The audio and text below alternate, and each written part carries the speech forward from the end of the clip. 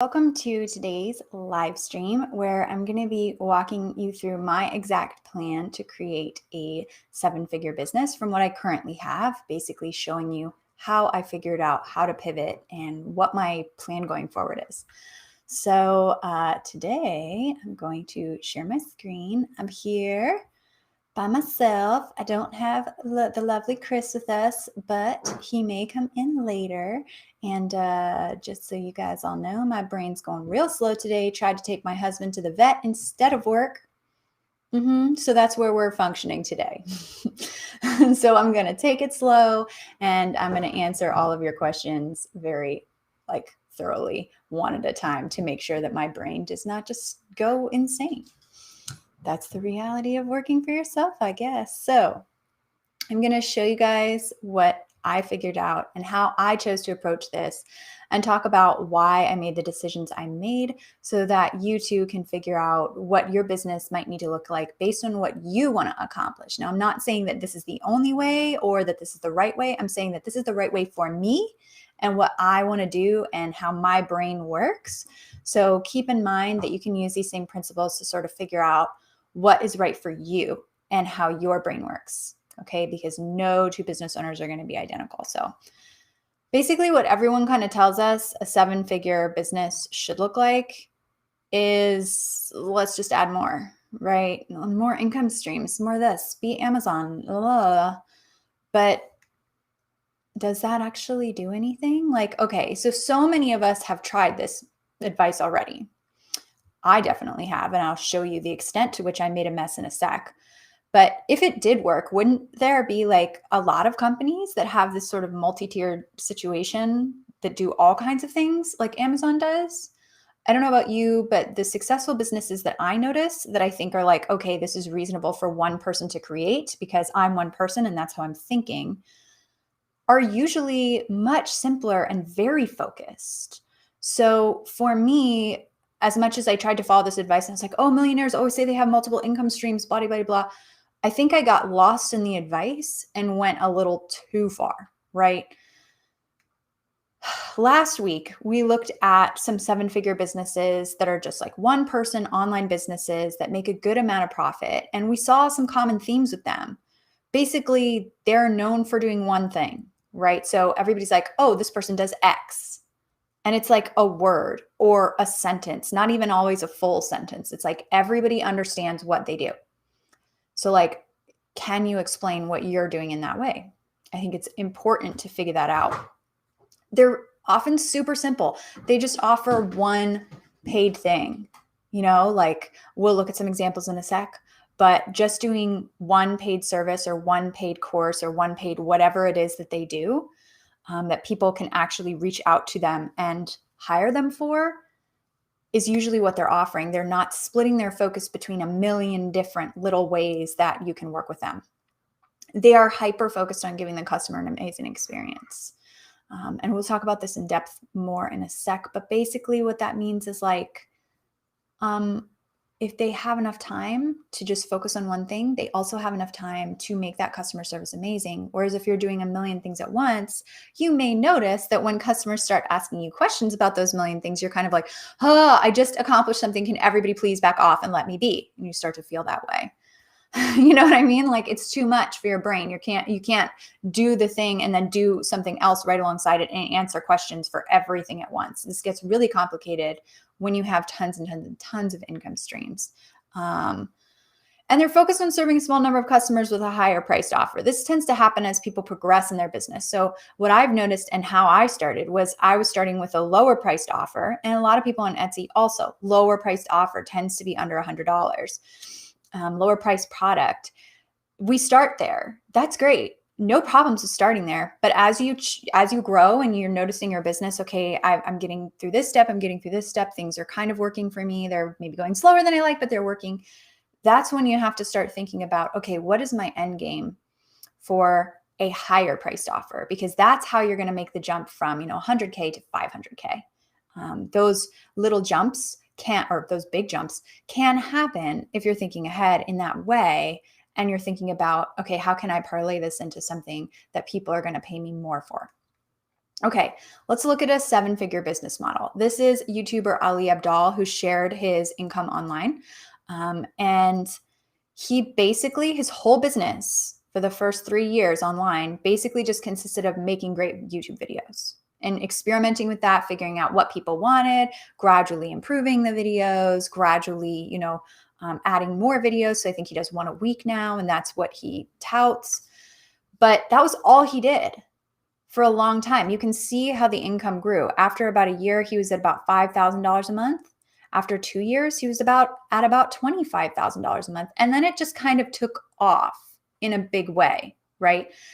This is something that when I saw this, I just instantly went, we work this hard on Etsy. We make a product. A lot of us are making more than a product a week. We're putting things together. We're putting in a lot of effort to get where we want to get, but it doesn't build like this. And that's frustrating because you can put in, 5, 10, 15 years of work into an Etsy shop and then have nothing to show for it when something ultimately changes. Now, I'm not saying that that's a good reason to leave Etsy, because that is true on all online businesses. Something can change overnight, but some of them are easier than others. And the money builds according to the amount of work that you've put in, better on some platforms than others, right? So I'm not saying walk away from Etsy necessarily, but I am saying think about how you could be getting paid more for your time and your work. Because on Etsy, we really just get paid for our product. We don't get paid for our time and our work and the effort that we're putting in a way that we would in a normal job or in something like this.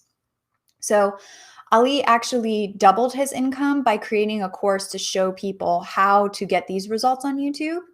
And that was something he did much later on. I think it was in around COVID 2020 that he started to do that. And so he doubled his income, right? So once he figured out how to make this work for him and how to get paid for his work, he was able to add on something big that people could pay him for. This is a super simple business model. There are 2 things in it: YouTube and a paid course. And that's it. That's all that he has to focus on. He does not need to split his focus between a million pieces or building this or building that or creating this new thing to get more attention. So this, I think, was really mind-blowing for me, because it's like, wait a minute. Why are we all doing such an insane amount of work, but not getting this out of the platform that we're working on? Okay, here's another example. Selena Sue used to teach people how to use their existing relationships to blow up their audience online. She had a Facebook group. It was very popular. She did a great job. She became known for being incredible at it, giving good advice and basically hooking people up with epic opportunities to promote themselves and grow their business online. And she did all of this by using her relationships. So she was a great example of somebody who taught what they do. Now she sells PR packages for $10,000 a pop, right? So she's very focused on one thing. She does her one thing. And this was something where she too started a bit smaller, like a lot of us have, like I have personally, where you start with a product that has a lower price and you work your way up to what needs to go. But it's all in the same vein. Like, she understood where she was going, it seems, based on her trajectory. It's clear where she was going. She started by teaching people how to do their own PR. Now she does PR for people. That is a pretty clear, throughput, I guess. Brain, you're going to come up with words for me today. It's going to work out. Okay, so I did not see this when I was building my business. I don't think a lot of us really understand what other people's businesses look like, because we just see so many people who are successful doing a quadrillion things. They have 5 zillion social media accounts and they're somehow posting on all of them, and everything is just going off at once. And they have a blog and they have an Etsy shop, and it's just insane. And it's like, who runs all these pieces is one person. I can tell you from experience, the answer is these people hire people to do it. You can't. It's not possible. Don't beat yourself up for not being able to do it. But I was not focusing my energy on the one thing I did best. I was focusing my energy on the money and finding ways to pull more money out of my business and out of my audience. And I was also focused on creating more. And that did not work out for me. As I tried to create more, my focus got pulled, and each individual thing did worse than it originally did. So now I was juggling 5 balls in the air, and I had absolutely no idea what to focus on when. And the conversion rate for everything was going down. And I was just like, oh my God, why am I doing all this work when I'm not really getting where I want to be? That's when I started researching one-person million-dollar businesses, and here we are today. Okay, so in my business's current state, we can never hit 7 figures, and here's why. Yes, we could use each individual part of my business and grow it individually, but in order for me as one person to pull that off, I would have to hire a dedicated person for each thing, which would kill all of our profit. So we would basically be at 0 in order to grow. I don't want to take this risk. I don't encourage people to take this risk. I don't think it's worth it. I think it would be better if I, as the business owner, just focused on the one thing that I do best, because then I can grow it big and make it amazing and really just spend all my energy on it. Okay, so how do you fix the mess if you feel you have one? This is how I fixed my mess. I started by figuring out what was working in my business, and I made it work better. And so a lot of people are going to think what's working in your business might be what's easier or what's fun, and that is a part of it. But what I did was I actually broke down my income and figured out what percentage-wise, not dollar-wise, what percentage-wise is making me the most money. That is something that I need to figure out how to replicate or turn into one big thing, right? And I found that our support community was that. So I was like, okay, clearly people like us for that. Clearly we have a talent at it. Let's figure out how we can make that 20 times better than it currently is, right? Okay, so one other thing I thought about was, okay, I make content to bring people to my business. That's how I get people on my email list. That's how I, make money ultimately, is having people on my email list. And in order to do that, I create content. But my content doesn't bring in this kind of money, even though I'm making it every single week. So my brain was like, wait a minute, if I could be getting paid to put in the effort I'm putting into our existing content, why am I choosing not to get paid for that content? I'm choosing to just put it out there completely free on our blog, not charge for it, not get paid anything. In fact, it costs me to put it up on the blog. I have somebody who helps me edit. I have the blog itself. I have the domain names. I have any tools we have to use to make that blog run. So it actually costs me money to post content every week. And I was like, wait a minute, what am I doing? And there is a time and a place when it's a good idea to have a website. And I definitely think that in my case with content, it honestly would have been wiser for me to just start and stay on YouTube, honestly, because I would have made a lot by now. Or I would have at least grown to a much bigger size if I was doing the same thing I'm doing on the blog on YouTube. It doesn't cost anything to be on YouTube unless you buy equipment and software to help you with SEO, but that's not as expensive as running the blog that I'm currently running. As somebody who makes websites for a living, I enjoy making websites. It's easy for me, so it's something that I just do automatically. When the business has something new, I just make it a website. But now in retrospect, I'm like, okay, that's cool because it's something I like to do and I'm happy to do things I like to do, but is it smart for our business growth? And as I continue to examine different platforms that will pay you for your content, of which there are many besides YouTube, I sort of realized I made a mistake. I mean, there was really no other realization I could come to. It's like, okay, I could have been posting this and paying to post it every single week for the foreseeable future, or I could get paid when I post something free. It's still free. I'm still not charging for it. I'm still giving people information. So that's kind of why I went that direction and where I got to. So I was like, this is something that needs to be fixed, because right now I'm just on this little hamster wheel. Right. And I think a lot of us who want to create content are thinking, oh, I should blog. And that's fine. Blog. Yeah. If you don't want to be on camera and you don't want your voice to be heard, there's a lot of ways that you can get around that by either filming your hand or filming a little bit differently or filming things that, move in stop motion. But if that's something that just feels awful to you, a blog can work. I was thinking about moving my blog to Medium because I am more likely to get paid more than I am currently running my own website. These other bigger platforms with built-in audiences help us to get exposure faster and help us to make money faster. If I can add a part of my business that can start making money in the first month, even if it's $1, then it's worth exploring, right? Anything that I can use to make money within the first month when I set up is worth my exploring, because it's nearly impossible for me to do that myself without having a built-in audience for that thing who's ready to pay for it. And that is like a huge process. I would have to launch, I would have to make emails, I would have to make a sales page, I'd have to convince people to buy, versus if I'm just on YouTube, I'm just getting paid for the fact that I'm giving out free stuff. It may not be a lot, and I don't expect it. Like, I don't expect this result from my YouTube.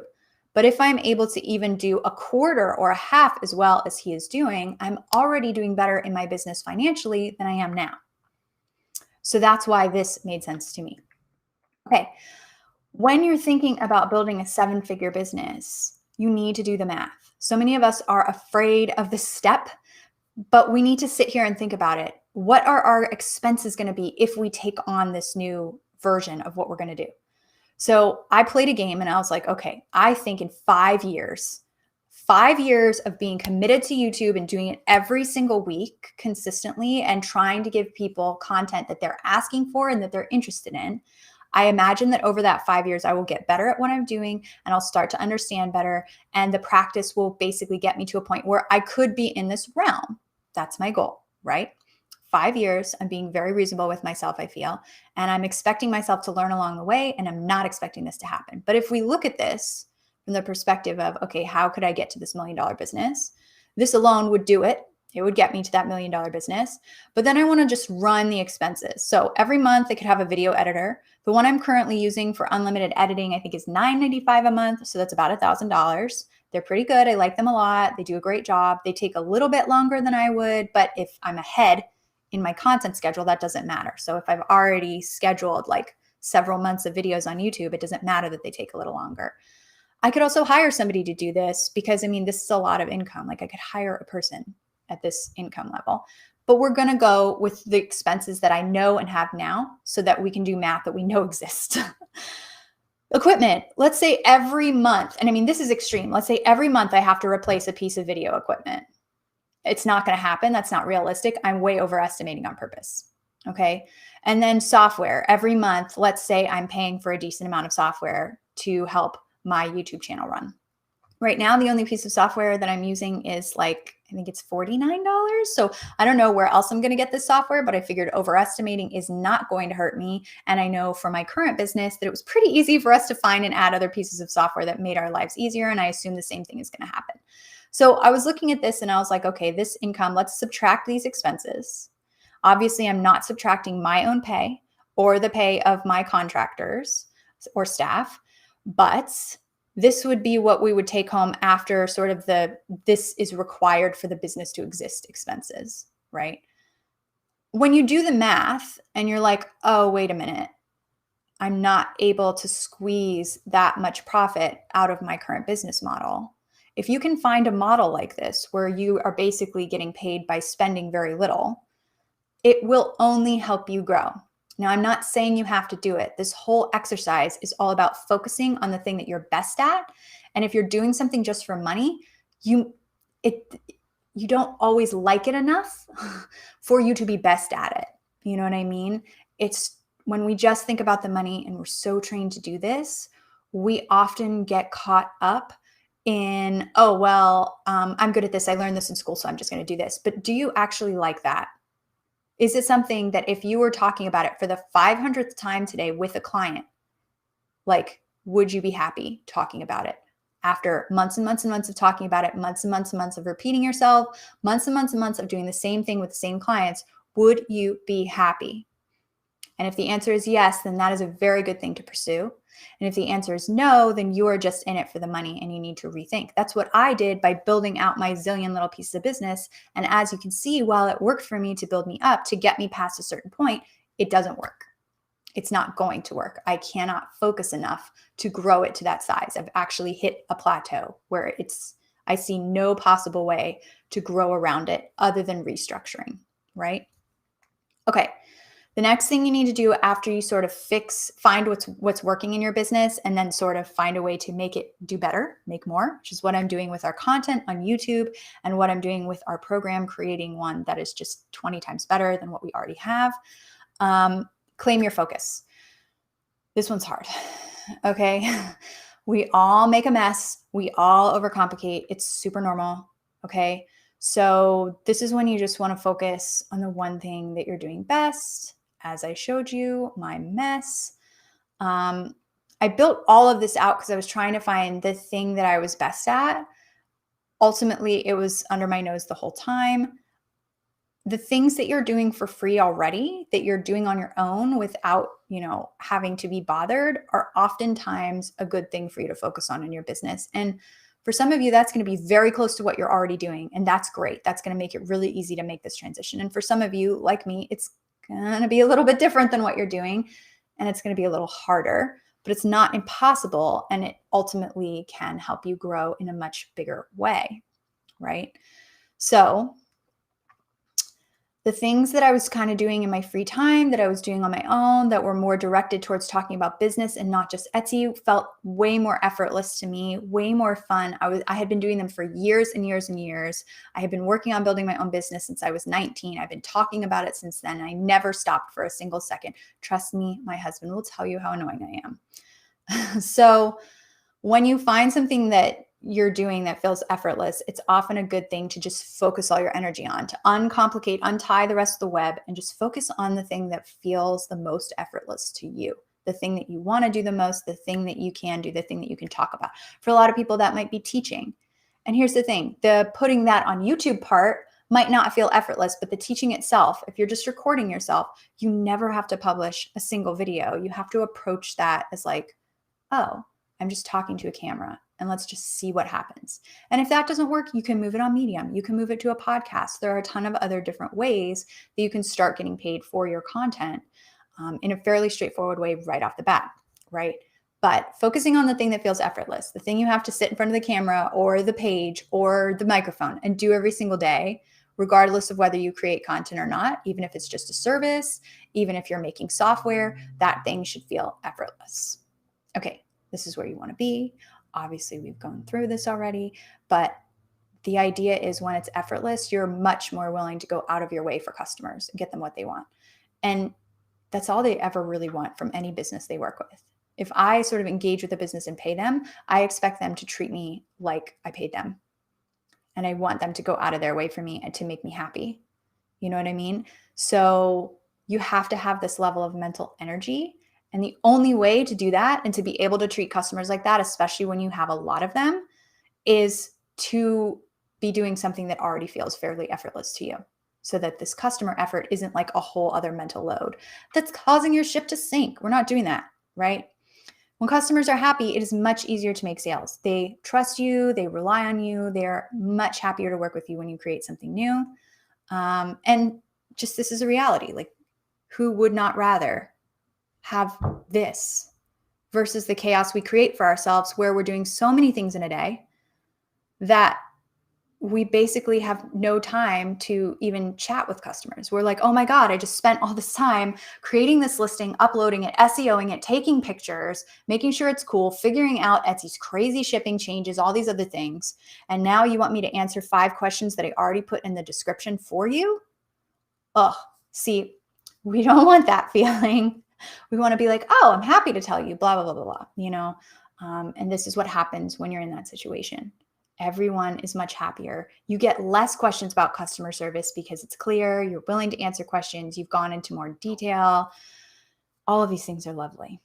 So yes, wonderful. It may even feel too easy sometimes. That's kind of where we are. So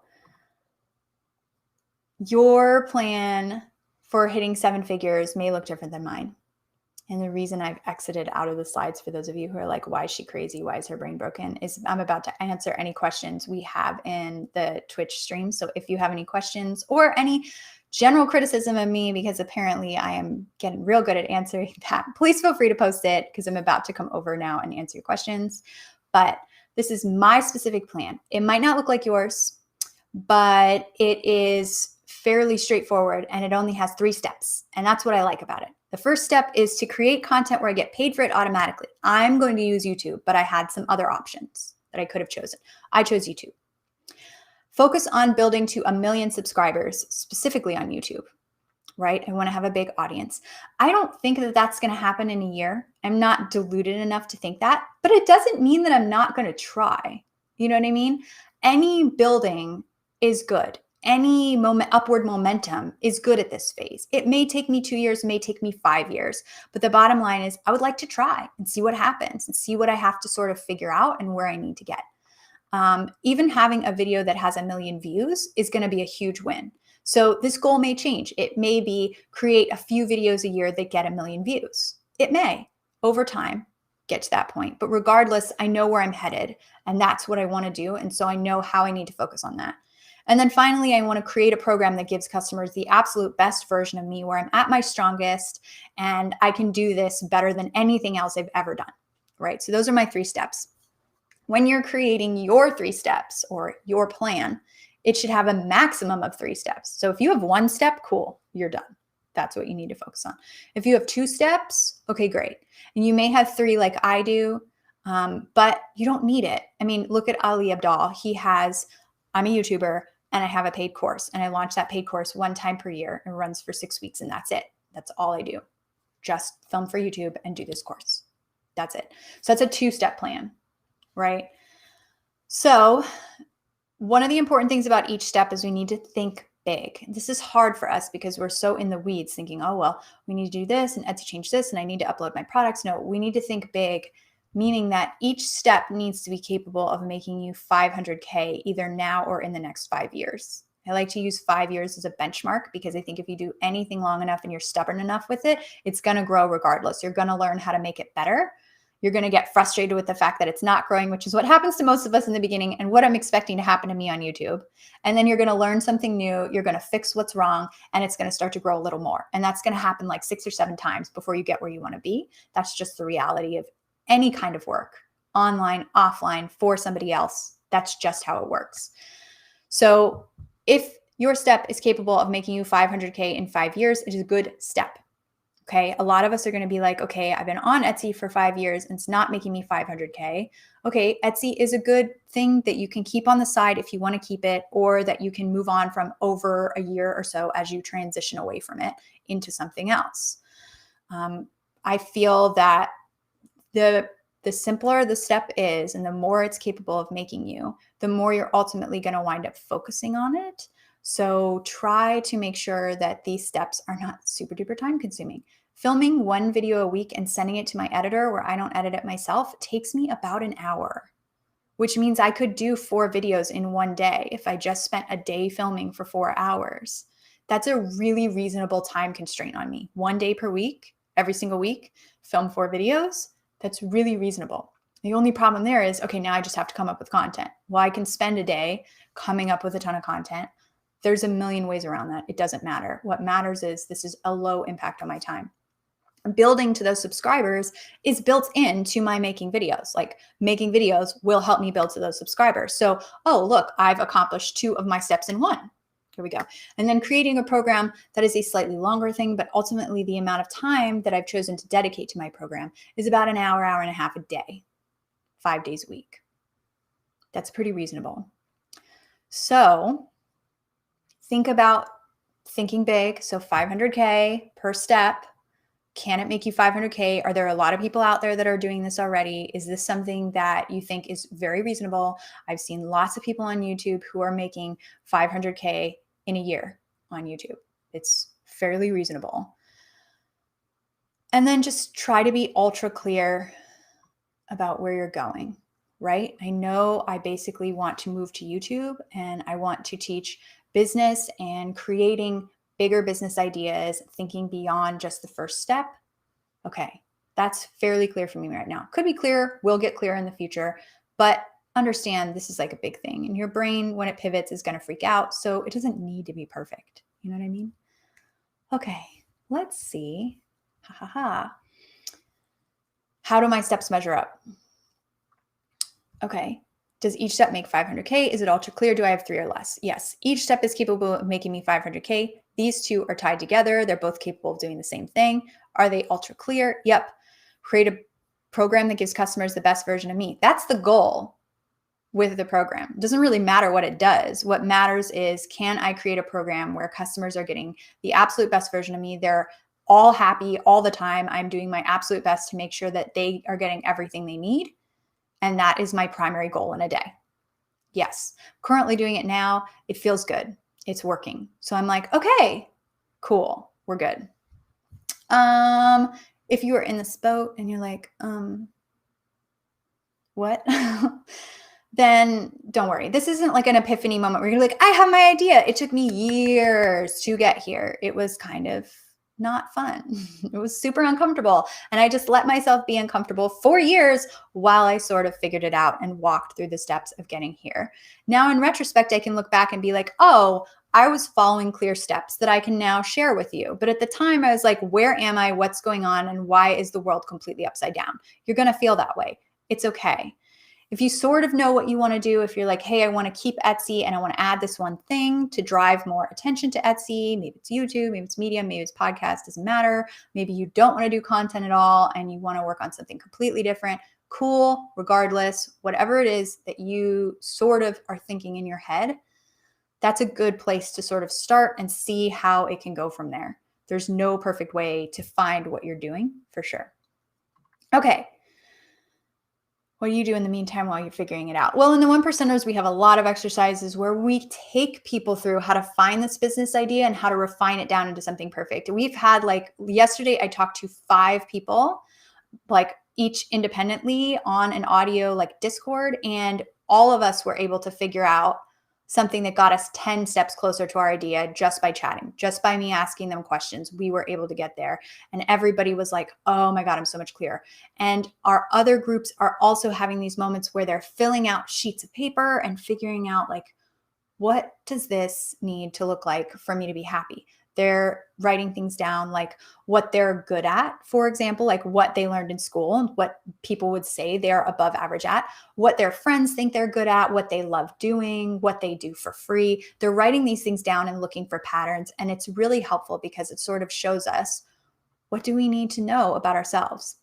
But the ultimate question, if you're just like, just give me the answer, the ultimate question is this, and some of you are going to know the answer and some of you aren't.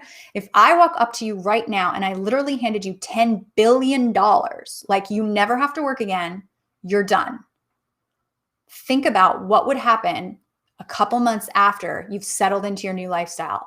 What would you be doing every single day? Because you're going to get bored because you're not going to need to work. You're just going to be sitting around chilling, doing your own thing. What are you going to spend your days doing? It's not watching Netflix, I don't think.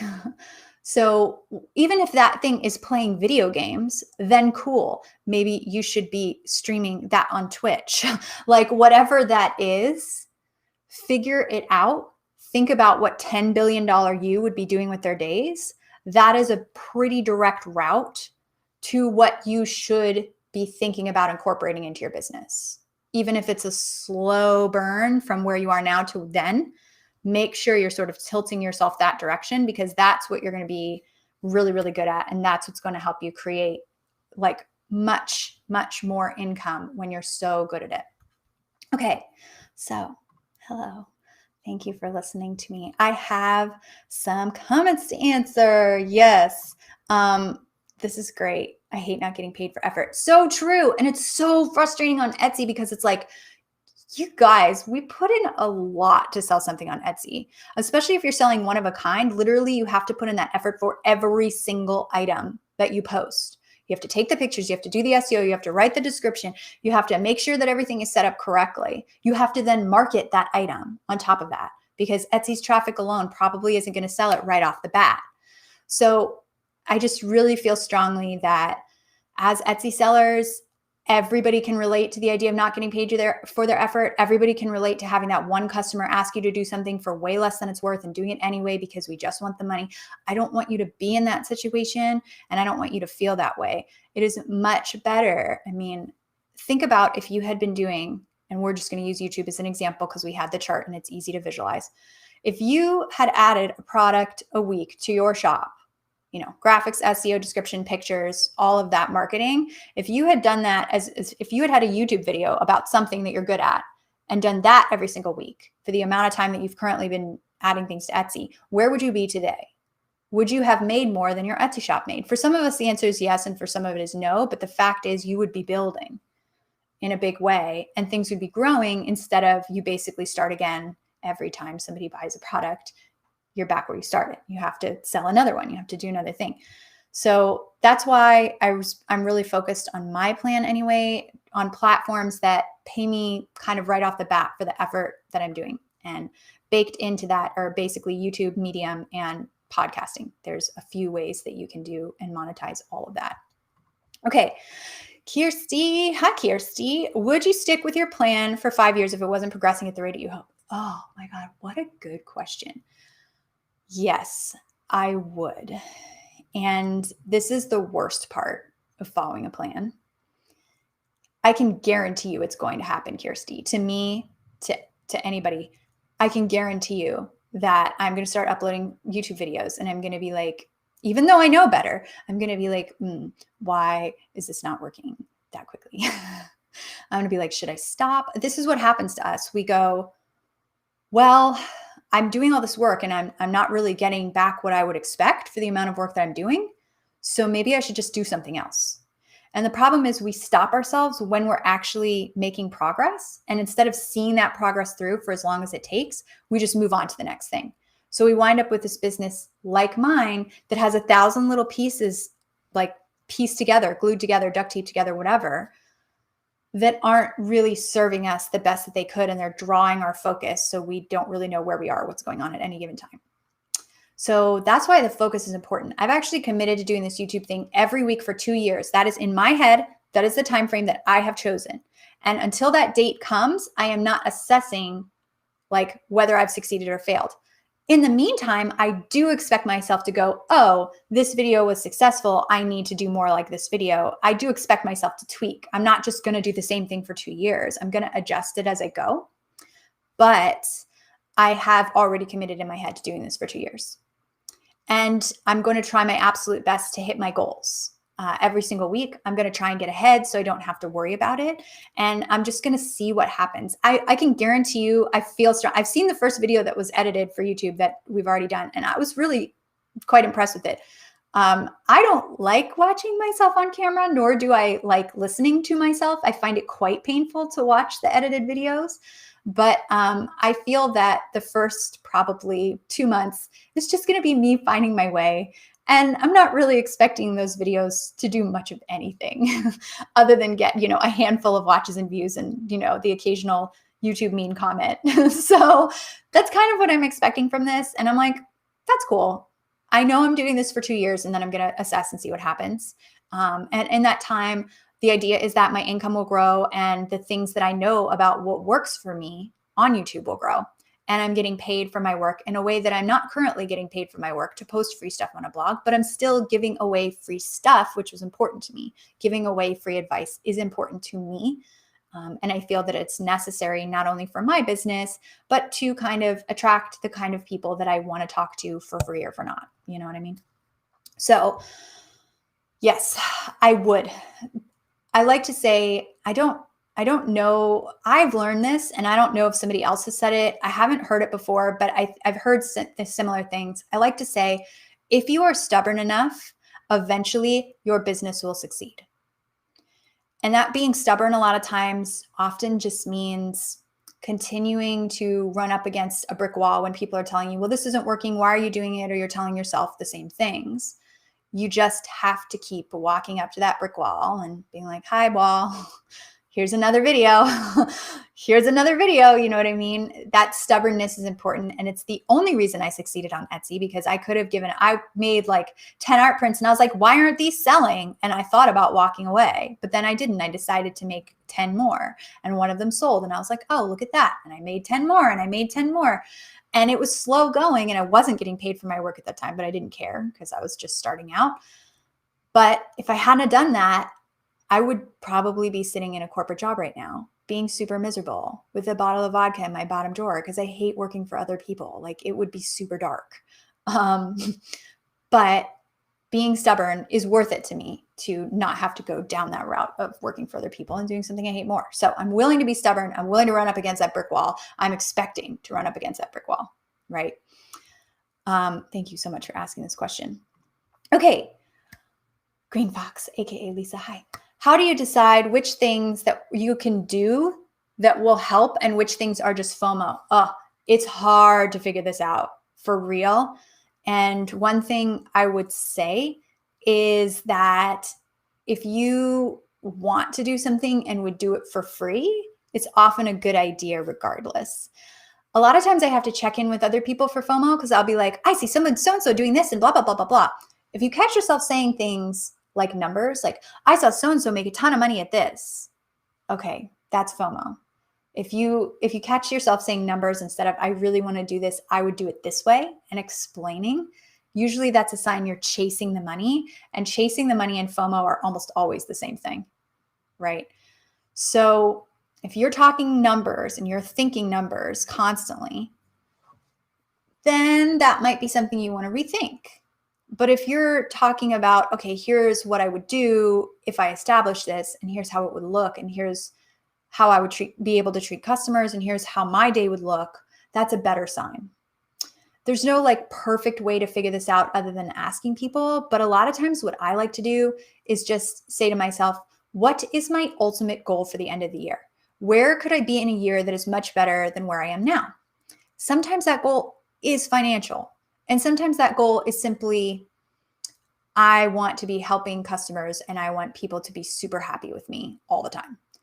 Okay, what does that look like? We can then work backwards off that goal. Now, in your case, your goal might be, okay, I want to be making $1,000, $2,000 more dollars per month. Okay, great. As long as what you're doing fits into that goal, it probably isn't terrible FOMO. Okay. If something can make you $1,000 a month over and over again, it's not just one thing that you're doing once in a while. It's going to be something you're consistently feeding into because that's the nature of recurring income. So definitely think of it in terms of what is my end goal for this year? And does this fit into my end goal? For example, my end goal for this year, honestly, is just to give customers my absolute best and get this YouTube stuff working for me, even if I'm running up against a brick wall. I could say, oh, I need to build a website for this, but that doesn't get me any closer to my YouTube goal or to my serving customers better goal at all whatsoever. So that is something I would throw out. I would say, no, there's really no point in me doing that. And if it's necessary for me to accomplish one of those other two tasks, then I'll do it, but I don't see any reason why it would be, right? So definitely think backwards from your goal. Okay. Hi, Creative Panda. Did you stop doing your podcast? If so, why did you choose not to do it any longer? So we podcasted about Etsy, and what I want to change that to is podcasting about things we get stuck in our business. I honestly feel that the podcast was one of the easiest ways that we've ever gotten traffic. So if you want to make a podcast and if that's something you're into, and if you like the idea of podcasting, we podcast once a month, but we started once a week and that's how we sort of built things up. If you're okay with doing that and that sounds like fun to you, I will say it is one of the things that gets us the most traffic. It is one of the things that gets us the most trust. It is one of the things that people like most that we do. And if it's for you, I would say it's a good method, especially if you don't want to do YouTube. It's a good trade. For me, I obviously need to transition that podcast. So we have some episodes of the Etsy one that are going out, I think until December, that we already recorded, that I was like, this is good content. I'm not going to pull it just because we've changed things. I want to make sure the people who are subscribed to that podcast are getting what they need. But I mean, obviously there's nothing I'm making out of that in any way, shape, or form. I'm just releasing them because they're there and we did the work. But I want to transition that podcast to something different. And because I've made so many transitions at once, I would never coach one of my students to change everything in their business at once, ever. I would say, let's focus on the one thing that's the most important and let's work through that. Okay. And then we'll add on the next thing once you're comfortable. And if I would never coach a student to pivot everything at once, then I would never expect myself to do that. And this is a way that I check myself all the time because obviously our standards for ourselves are stupid high. And I'm like, oh, well, I'm just going to stay up all night and do all of this at once and it's going to be great. No, that's not going to work. And I know it's not going to work. I've tried it 1,000 times in the past and it never worked out the way I thought it did or would. So I was like, okay, I'm just going to transition this slowly. And the podcast is on my list, but it's not at the top of the list. So It is going to come back eventually. Obviously, it's going to have a different name because currently it's called To Etsy and Beyond, and we're going to change that a little bit. But if you're thinking about podcasting, it was very effective for us, more effective than a lot of the other stuff that we were doing. And it's easy to just record yourself via audio. It's easy. There's a lot of podcasts where people are just talking to themselves now, explaining something that they've done or doing story time. So you don't need to deal with guests all the time.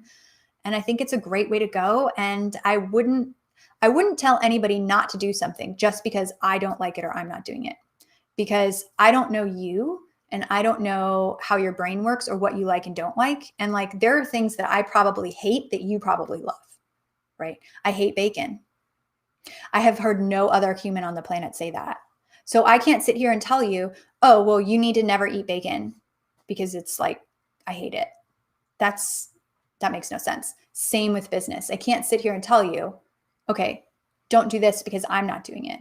I can say, cool, you want to do this? All right, let's figure out how to make it work. But I can't be in your brain and tell you those things. So that's kind of how I feel about podcasting and how I feel about everything. Like, if you want to do something and I'm choosing not to do it, I'm happy to tell you my reason behind why. But if you still want to do it, don't let that stop you, for sure. Okay. Oh, yes, this is great. I feel like instant downloads have that building feeling, and it's satisfying to have a bazillion out there. And I love that. It's definitely useful. But when you kind of create tons and tons of things, one thing I found about Etsy is a lot of times only 20% of my items were selling consistently, and the other 80% were just sort of sitting there or not doing a lot for me. And I kind of am expecting the same thing on YouTube, to be honest, but at least I'm constantly making money from it. Whereas if I have digital downloads that don't sell, it's sort of like, well, I did all that work for nothing. With YouTube, it's like, well, it gets something. It makes something, even if it just makes you, $10 off the bat and goes away. And for some people, that's not worth it. And cool. If that's not worth it to you, that's not worth it. But when we're already creating content like we are as Etsy sellers, because I think of products as content, because it takes a similar amount of work. You're writing stuff, you're SEOing stuff, you're doing pictures and tons of graphics, you're dealing with promoting that thing. It's pretty similar to blogging, vlogging, podcasting. It's pretty similar. A lot of us are, sorry, I have a hair in my mouth, really scared of that, but it's not that different from what you're already doing. So like, you have to say to yourself, if I took the time to do what I'm doing and I transferred it to something else, would I do better? Would my days look better? For me with YouTube, it's like, yeah, my days would look better if I'm not listing Etsy products and doing all this stuff. I'm just taking a week to film a few videos at a time every single week. And I know how long that takes me. It's a lot less time. So for me, it was a time trade. For not everybody's going to want that. There are people that like to be busy, but I think it was like important that I make that comparison where you can be like, would you rather make a similar amount of money in less time? For most people, the answer is yes, because we started this business to have more time for ourselves, our families, and what we want to do. But once it got up and running, the exact opposite happened. So I'm showing you how to switch it back by changing how you're looking at things, right?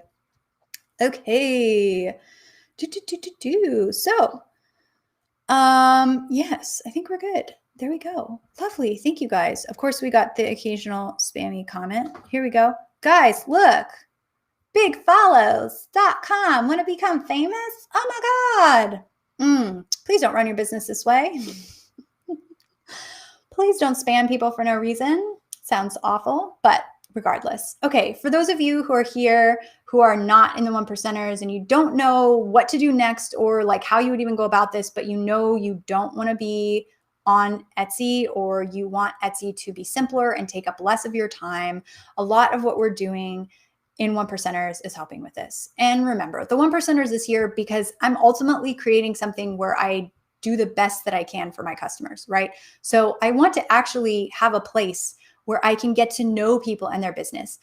And not just the Etsy part. Like, I don't just want to fit everything that I talk about into the veil of how do we make this work on Etsy? Because the reality is when you go beyond Etsy, you can create things that are even bigger and better and that make more sense for you in some cases. That's not true for everybody. For some people, we are literally just focusing on how do we make Etsy work for you? How do we make it big? How do we make it go in a way that nobody else is really achieving in your niche? those things are doable, and we can try ways to make that happen. But I think a lot of us are sort of like, yeah, I made this business to honestly work less. And here I am working more, and I have no idea how to undo that. And the answer is add something that is making you the money that you're losing in Etsy profits and Etsy expenses, essentially, is what I'm talking about. So adding something that helps you make up that money that you're losing from Etsy expenses is the easiest, simplest way to just tag something onto your business that works. And when you're doing that, we're talking about doing two things here, and Etsy's already making you pretty busy. So we want to handle the transition carefully. We want to find a way to make it work for you where it's not stressing you out and it's not going crazy and anything like that. So that's why we've created One Percenters the way that we did, in text groups where it's there for you all the time. You don't have to watch long videos or figure things out. And we help you figure these things out step by step. As I said, I am legit like exhausted, dying today because my brain is not having it. So for those of you who are interested, I'm going to drop the One Percenters link, but ultimately I am just happy you guys are here tolerating my brain not working at all. I will show you guys some cool, fun stuff that we've done already, and that will be that. And we'll all have a lovely rainy day. For all of you who are in the path of the hurricane, I hope you're doing well. We haven't had too much flooding yet, but I am just aware that I hope that you guys are all doing okay. Yeah. So this is basically what One Percenters looks like and how it works. We have monthly question hot seats. This is where we're solving people's problems of what they want to do and fixing the FOMO a lot. And we're just sort of helping people figure out what could be better about what they currently have. How can we take back some of that time that your business as a monster that you accidentally created, because that's how I felt about mine, has sort of taken from you? It's so easy to just let the business eat your time, and we don't have to do that. So that's why we do these question sessions on top of allowing you to reach out to people for different topics and all of that good stuff. So yes, we don't want you to add another thing where you have to like watch tons of videos and get tons of content. I don't think people really finish courses that much anyway, especially not people who are super busy already. If you're already busy, you don't need to watch a zillion courses to figure out what's going on. You just need somebody to sum it up for you in a couple of sentences.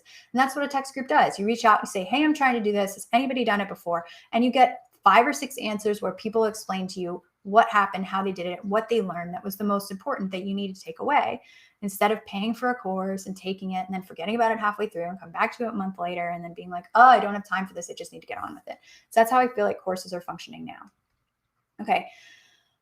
We definitely want you to make your business feel effortless. And the thing with this is we're going to run into that brick wall. The same way I said with YouTube, like I'm fully expecting to run into the brick wall. I know this from experience. I have never had a part of my business that was successful where I was not running into the brick wall at some point. And when you're trying to make a business work for you, you need people to be like, hey, I know that brick wall's there. I understand. You are doing a good job. These are the things we like about what you're doing. Other than an audience that's completely silent and telling you nothing, which is what we get when we're sitting around by ourselves, right?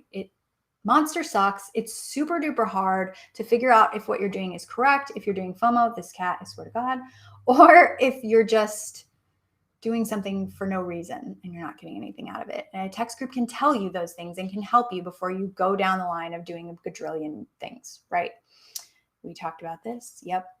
Instead of sitting through long videos, one message makes it much easier. Less drama, getting it done, getting things processed for sure. Right. So one thing I will say about this product, and you can feel free to judge me for my own money mindset issues here. There is no product on the planet where you get direct access to a team of people and their coaches, like zero. Everybody puts up a veil between you and them. Everybody is like, no, you can't contact me directly. You have to email me. And then it's like 7 to 10 business days reply. And it's like a whole thing. You don't even get what you need. You have to use this portal that we give you if you want to get stuff. And if you don't want to use the new tech, then we can't help you. No. Most people charge a lot of money just for, I've paid $20K for huge masterminds where I literally get to talk to the coach once per month for 60 minutes. There was a retreat involved, but still, that's not a lot of support. I couldn't reach out to her directly. I couldn't ask her questions. There was a Slack group, but she was never in it. So like when you compare that to something like this, where we're giving you direct text access to us, I talk to my 1%ers every single day. Not always on the weekends, but sometimes I'll be at Lowe's and I'll be like, I'm really bored. Who has a question? So those are the kinds of things that you're never going to find anywhere else. So if you want to kind of grow quickly and make these changes quickly and get yourself sort of mentally where you want to be, but have struggled to get yourself all this time, because it's basically impossible to do it for yourself. Just like you can't solve your own problems the way that you could easily solve your sister's problems or your friend's problems. They tell you your problem and you're like, oh, do this. And you're like, oh, I never thought of that. Same thing, we do that for ourselves, where we're like, oh, my problems are so big, I can't solve them. And other people look at them and they're like, oh, well, why didn't you do this? Or why not try this? Or have you ever thought of that? It's much simpler. And that's the magic of a text group, is it happens really quickly. Don't have to take courses. It's just there for you, right? You're getting tons and tons of direct access to us, okay? Because we actually care and we want to talk to you. That was the whole point of my business pivot. What can I do that I actually care about, right? So I'm not going to go through all of this because my brain is tired. If you have questions, anything further, please just go ahead and head over to our 1%ers page. This little area right here goes straight to Chris, my head coach, and he's here for you guys all day. Okay. If you have any questions at all whatsoever, or you're trying to figure out if this program is right for you, or you're just trying to figure out what's up with your business right now, like how you can change it to make it work better, just ask. Like, we're here for you. This is literally what we're doing all day today. Please take advantage of any free advice that we can give you. Honestly, please do. I encourage you. Okay. So thank you guys so much for tolerating me and my brain not doing brain things. I hope that this helped all of you guys to sort of figure out what your business could look like and how to sort of think about things in terms of how can I get paid, even if it's not a lot right off the bat, because oftentimes those things build. That's the one thing you take away. Please take that away. And I hope you guys have a lovely rainy Tuesday. Thank you so much for watching.